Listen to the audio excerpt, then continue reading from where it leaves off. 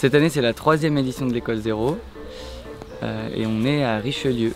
On est entre 60 et 80, ça varie.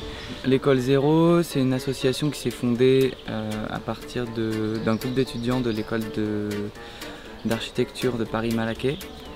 Ça s'est fondé suite à plusieurs controverses qui étaient à la fois sur l'enseignement, la pédagogie. On a créé un séminaire zéro pour discuter de toutes ces questions et à ce moment-là, ce qui a émergé comme volonté, c'était de créer une école d'été pour mettre en application toutes les idées qu'on avait eues pendant l'année.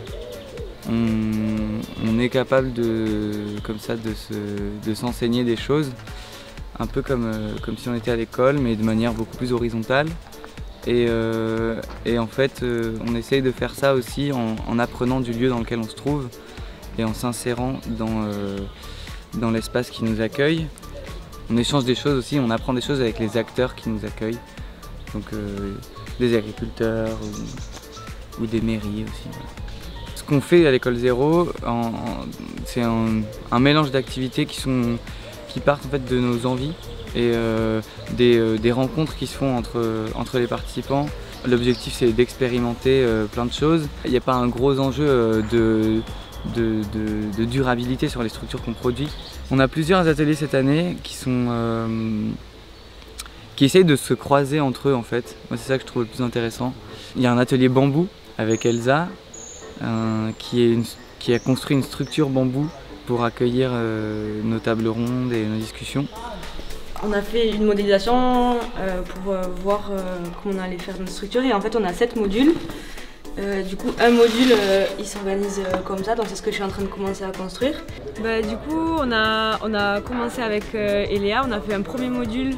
Du coup, c'est un élément de charpente. On a mis quasiment 3 jours pour le faire, pour bien comprendre tu vois, genre comment on allait gérer tous les assemblages, les nœuds, les encastrements, etc. Et après, quand nous on a été calés, il y a d'autres personnes qui sont venues nous aider et du coup on a travaillé 2 par 2 et donc voilà le résultat. Ça a été un peu compliqué pour tout assembler. Il y a dû avoir à chaque fois une personne qui tenait un élément de charpente pour faire tout tenir. Et l'école zéro pour moi c'est un peu un tremplin. C'est les premières fois où je peux vraiment expérimenter, avoir la place et le temps et les outils pour tester des structures comme ça. Ce qui est génial pour moi avec l'école zéro, c'est que c'est l'endroit parfait pour dire ok, la théorie c'est génial, mais maintenant place à la pratique, à l'expérimentation et j'apprends vachement. Il y a aussi l'atelier exploration radiale. Ça, c'est un atelier que j'aime beaucoup parce que c'est un atelier qui nous fait sortir du lieu où on est accueilli et chacun part dans des directions différentes pour se mettre à interagir avec un territoire un peu plus lointain, apprendre des choses en se baladant. Il y a toujours des rencontres qui se font pendant cette exploration, des rencontres avec des animaux ou avec des gens. En gros, on a fait une exploration radiale mardi par équipe. On est tous partis d'ici et on a tous eu des directions différentes. Et on devait essayer de rester le plus possible dans la direction et de glaner des choses sur le chemin, tout ce qu'on voulait. Et du coup là on fait la restitution sur une fresque. Donc essayer de mettre en forme tout ce qu'on a ramené. Un cadavre exquis qui va comme ça mélanger toutes les histoires et toutes les narrations de toutes les balades qui ont été faites autour de Richelieu. On a des ateliers de gravure et de sérigraphie. C'est une technique d'impression avec un cadre et du coup là on utilise simplement des feuilles qu'on vient mettre sous le cadre et on passe avec la peinture, on applique et en fait ça imprime en négatif sur le papier. Je peux tester ouais, on va tester. Voilà, c'est celui qui vient d'essayer aussi. La tige. Il y a un autre atelier qui est l'atelier de céramique. Puis chacun peut expérimenter des idées de façonnage avec la terre.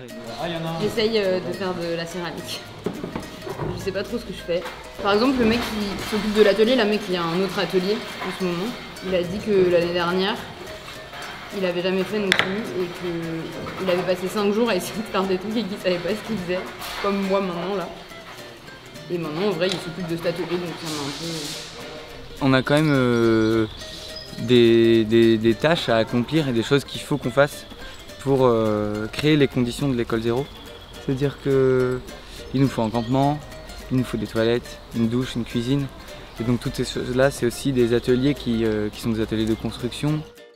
Alors ouais, on était sur la team douche missionnée par un peu l'équipe. On est arrivé donc une semaine avant. On a commencé par délimiter une zone au sol, une grande zone, parce qu'on voulait déjà un truc, un esprit de douche collectif, parce que la douche qui marche en rideau, en fait c'est une espèce d'escargot comme ça. En fait on l'avait juste, c'est un tube perforé de chantier. Quand tu ouvres à gauche, ça va lancer un peu ce qui est là, de ce côté-là. Et après tu peux ouvrir à droite, ça va lancer ce qui est à côté-là. Donc voilà, donc pour récupérer l'eau de la douche et la renvoyer dans le MAP de manière propre, on a fait un bac de récupération, enfin 2 bacs. Donc le premier c'est un bac à graisse. En fait la graisse elle remonte, la graisse du savon et de déchets corporels etc. Ça remonte et l'eau du coup elle repart vers un autre bac de filtration, donc un bac de filtration par sable. Qui ensuite ça permet de la renettoyer, de faire un deuxième filtrage et après ça repart dans le meuble. On a une cuisine qui est celle de la teinturerie qui nous accueille et puis on a une cuisine d'extérieur qu'on a construite et entre les deux on a une cuisine mobile qui nous permet de transporter notre repas, surtout le repas du midi, pour pouvoir aller déjeuner plus loin dans la ville. Et presque école zéro.